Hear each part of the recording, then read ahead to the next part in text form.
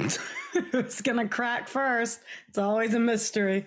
Both of us were just silent. We didn't know where to go with it. Who was going first? We don't know. We were just staring at each other. What are they going to say? Yeah.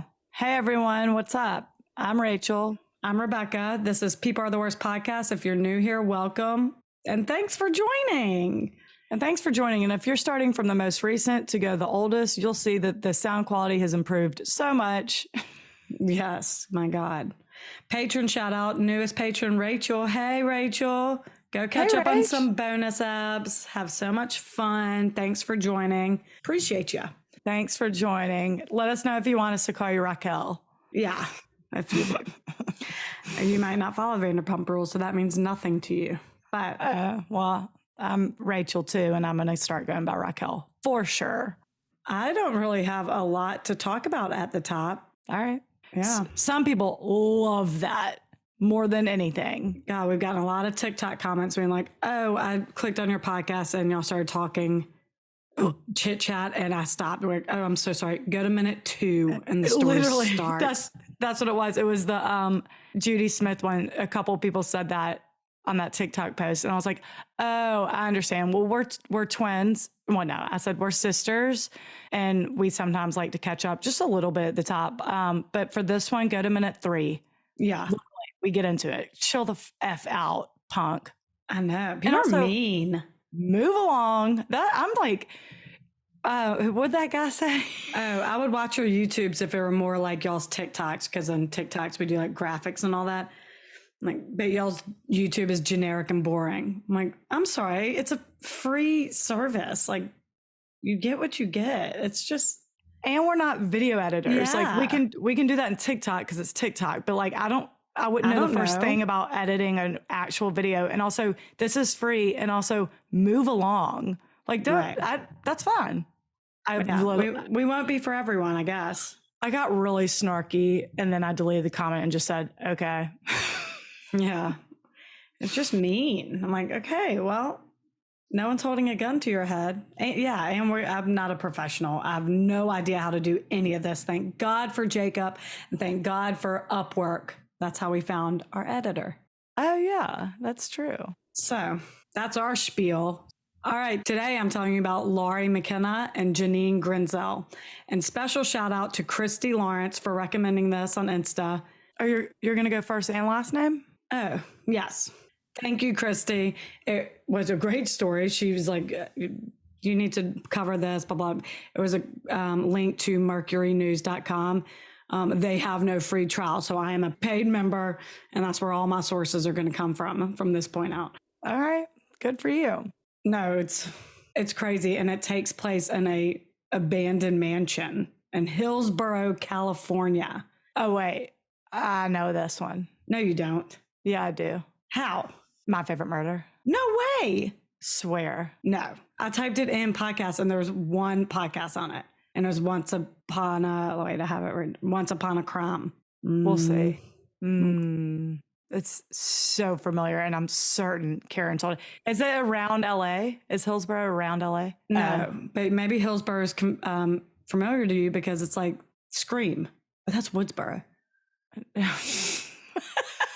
And it's fictitious, so no. Oh, I thought it was fictitious. I thought it was based. I thought Scream was set in Hillsborough, and I was like, I thought that was a fake city, but here it is. But no, now that I'm thinking about it, that's Woodsboro. Woodsboro.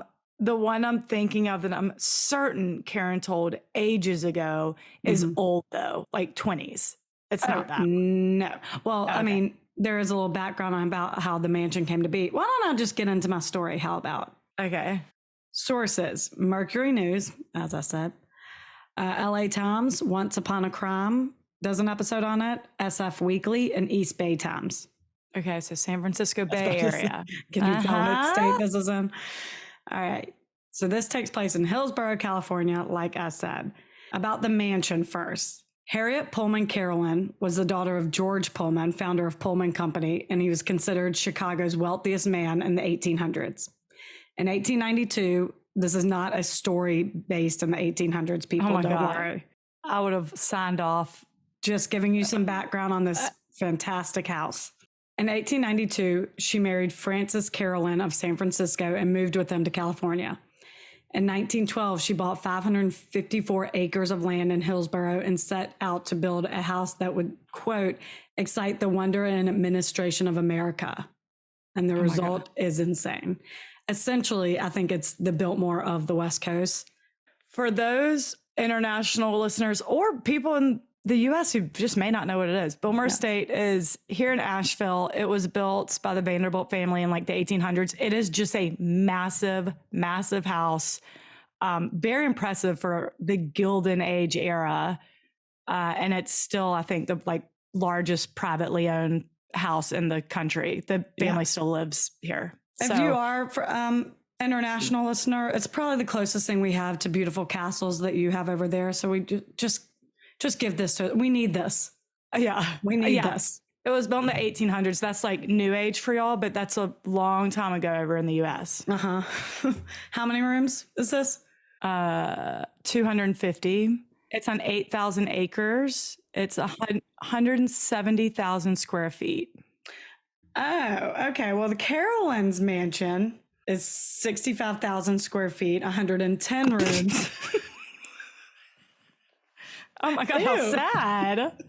Ew. Ew. A shanty. Gafonk. Ooh. Poor things.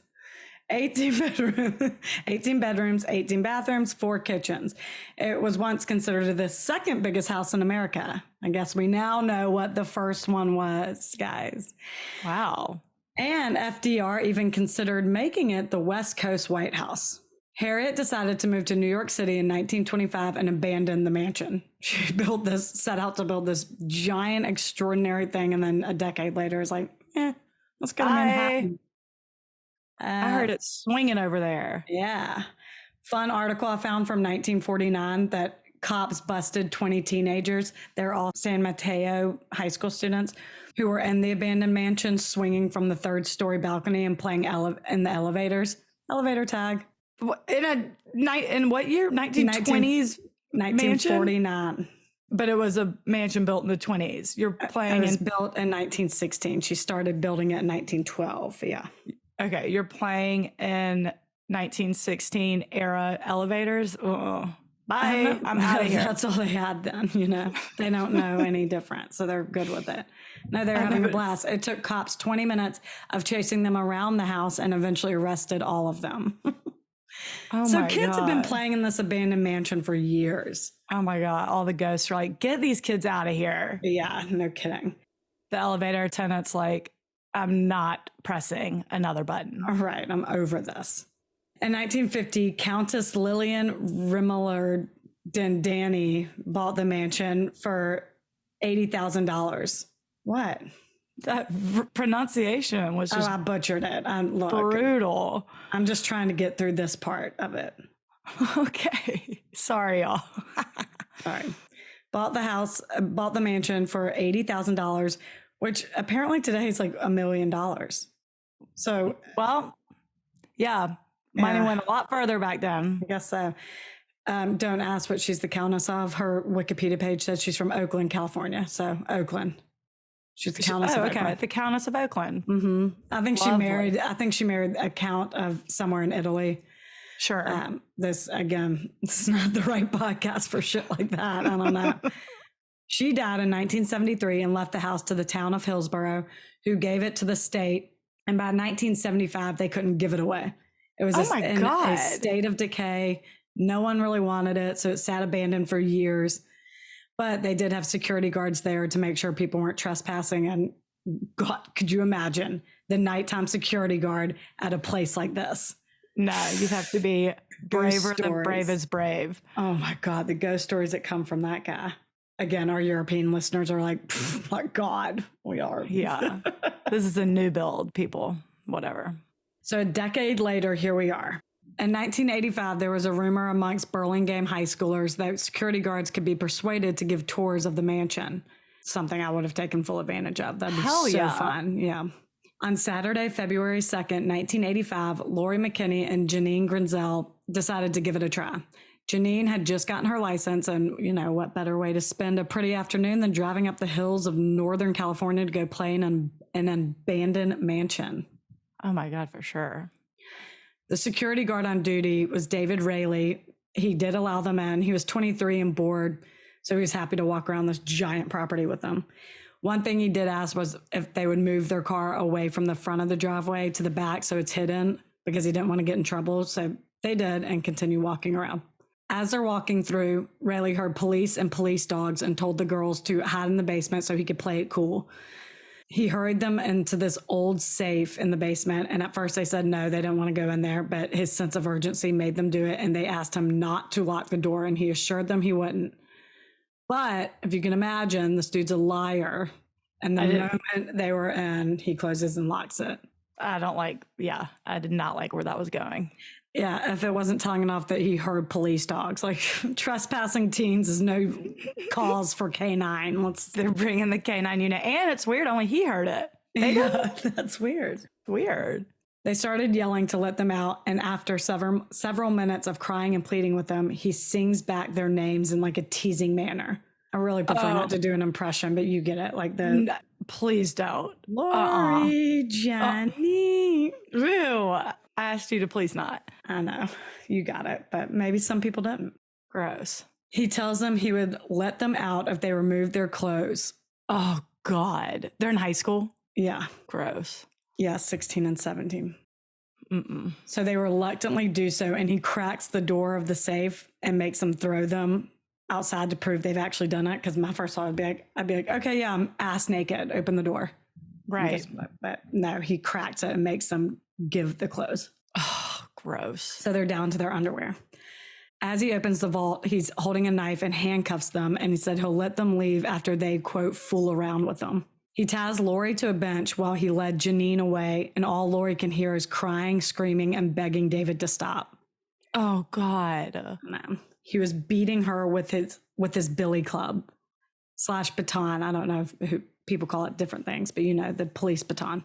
Yeah. And he's sexually assaulting her. A crying and petrified Jeanine came back with a bruised face, and he tied her to the bench and led Laurie away. And he did the same thing, demanded that she, quote, play with him, and demanded oral sex. When she protested, he beat her on the head with his baton, and Jeanine just hears these screams echoing through the mansion. Ooh, be creepy. He leads them both to the kitchen, where there's another knife on the counter, and he ties them up there, and that's when a cop pulls up. No way. Mm-hmm. But Hell not yeah. because he got a call from a neighbor, or like a neighbor heard screams or anything. It's just because he's a friend of Rayleigh's. Oh, no. You see, Rayleigh was obsessed with real cops. Yeah, I said it. Oh, Cops later said that he owned a radio scanner and would sometimes arrive at a scene of an accident before they did. Like, what a loser. Go to the police academy. Like, what are you doing? Go to the academy or get on. Real men at work. Shoo. Sorry. God. He's like Dwight Schrute. He's like the volunteer deputy on the weekends. I know. Being a cop isn't some sort of pipe dream. It's not like a figment of your imagination. Like, just do it. You got it. Right. Go to the police academy. You're obsessed with them? What do you mean? Go. I know. But doesn't it just scream volumes about what a pussy he is? Yeah, obviously. He's just whatever, weak. But he listens to a police scanner and then sometimes gets to the scene before the cops. So he wants to be in there. I just am very confused. Okay, but I can't imagine what he does at the scene. He's like, ugh. We gotta wait. It's like, oh my God, blood. There's blood everywhere. Oh God. And probably trying to get in their business. They're like, what happened here? They're talking code. He's like pulling on their shirts. Hey, what code does that mean? Yeah. He's just annoying. It's like, here's what I saw wanting to be involved. And they're like, please go away. Yeah. I'm going to call your mother if you don't get out of here. He's just, what a pest. Get out of here. Yeah. So this cop stopped by because he actually had a CB radio he thought Rayleigh would be interested in buying. It probably didn't work anymore. Probably came from a child's Halloween costume. So this is an actual cop who knows him because of this? Yes. Because he's just always in the business? Okay. Yeah. Great. Yeah. When the officer came to the door, it was locked. So he leaned into Rayleigh's car outside because the window is down and just starts honking the horn to get his attention.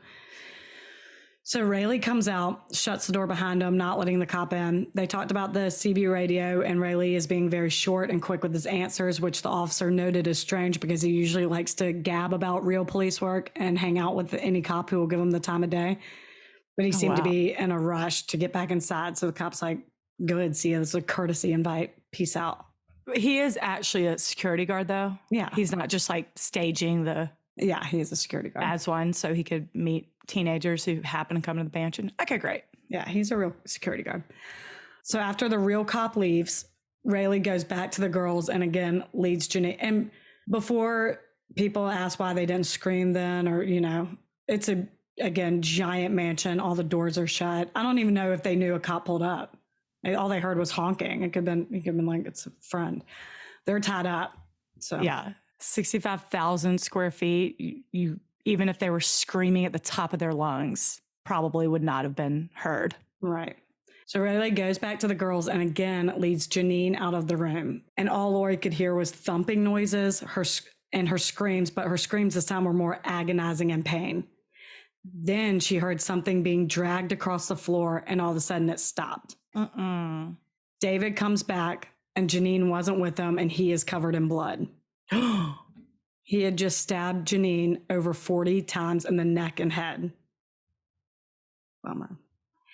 He then untied Laurie and started pulling her towards a dark hallway. I know. And she tried to fight back, and he pulled out a knife and stabbed her in the stomach multiple times. It ended up being 35 times. Holy shit. Then he started beating her in the head with the billy club / baton until she gave up the fight. She's barely alive, and Rayleigh leaves her for a while and comes back with a rug and rolls her up in it. He carries her to the car and puts her in the trunk where she sees Jeanine. And she's alive still? Jeanine? No. Yeah. Laurie is barely alive. She does see Jeanine in the trunk, and she seems to be breathing, but barely. Like, could you imagine that? Like, I imagine her eyes wide open. She's covered in blood. She's bound. God. She's like halfway to death. Yeah.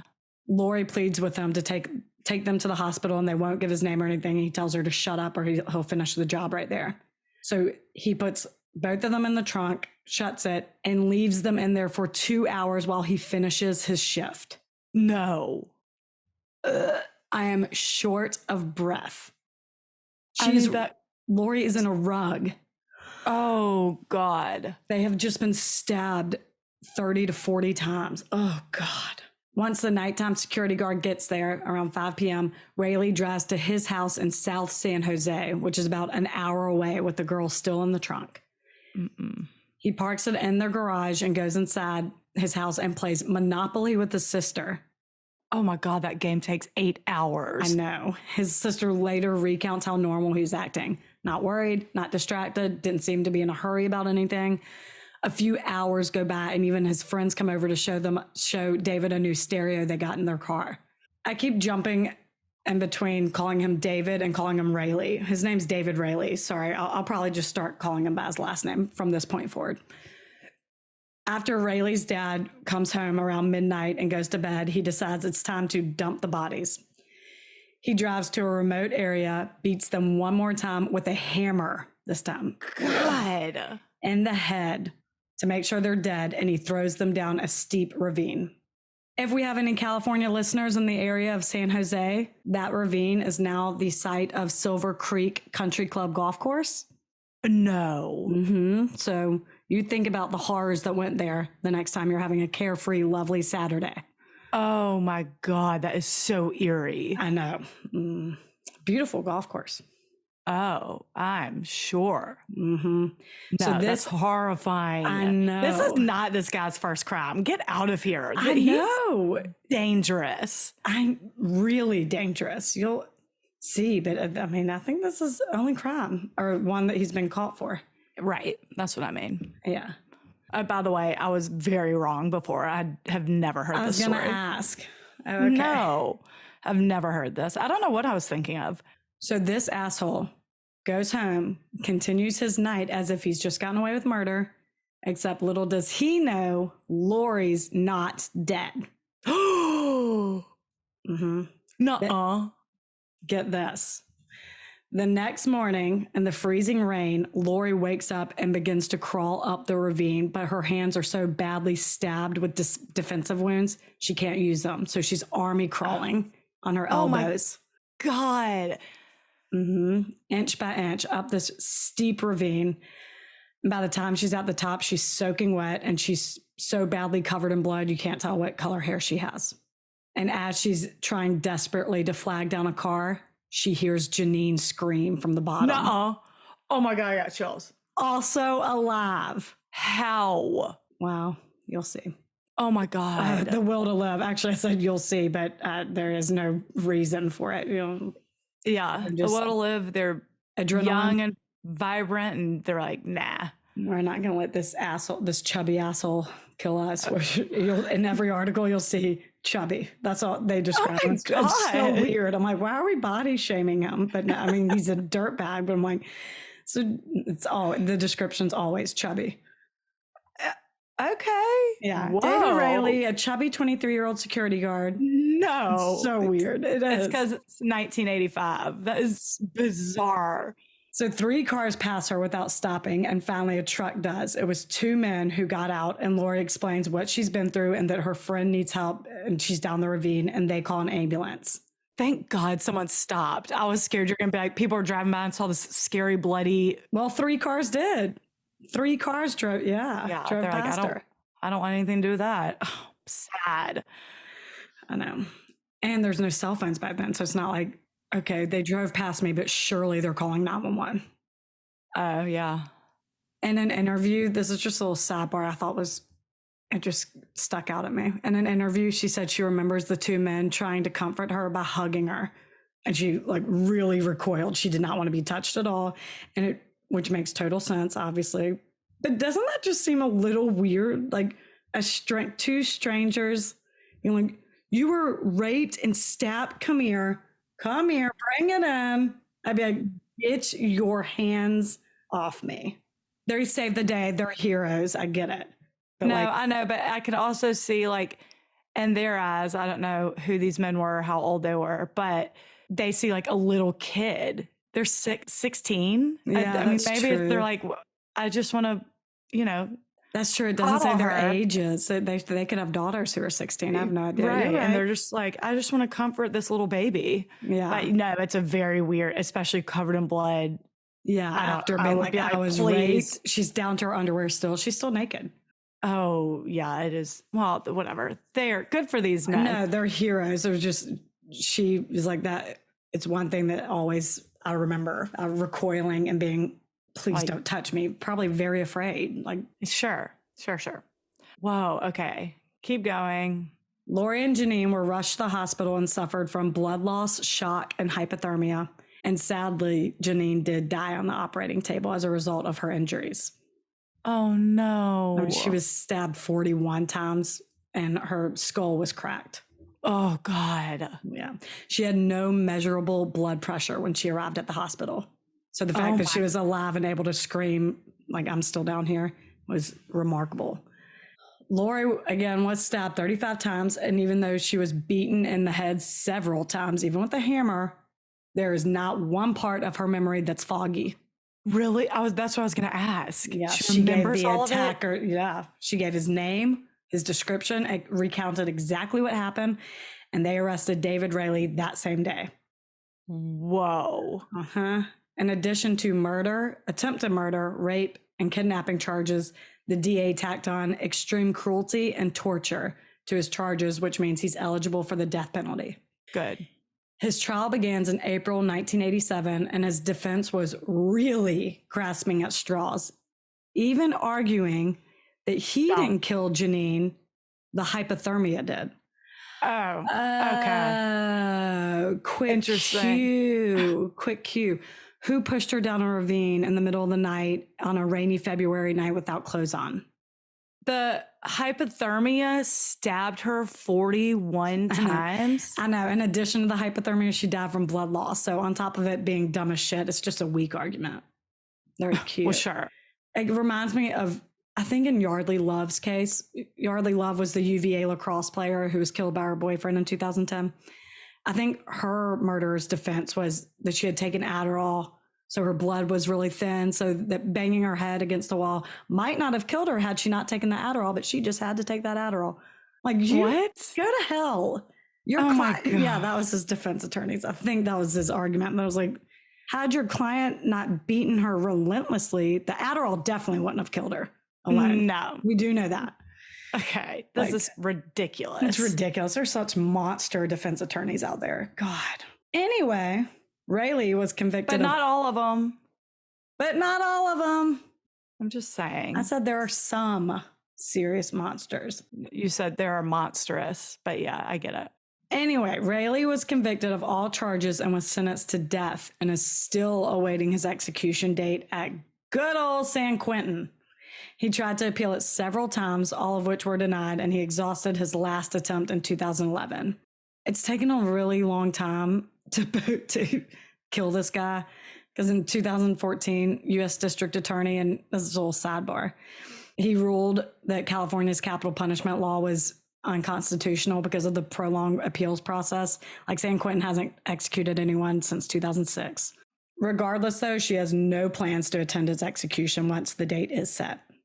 Really? Yeah. Laurie won $1.5 million from the security firm who hired Rayleigh, and she moved and went on to college, I think at USC, Southern Cal.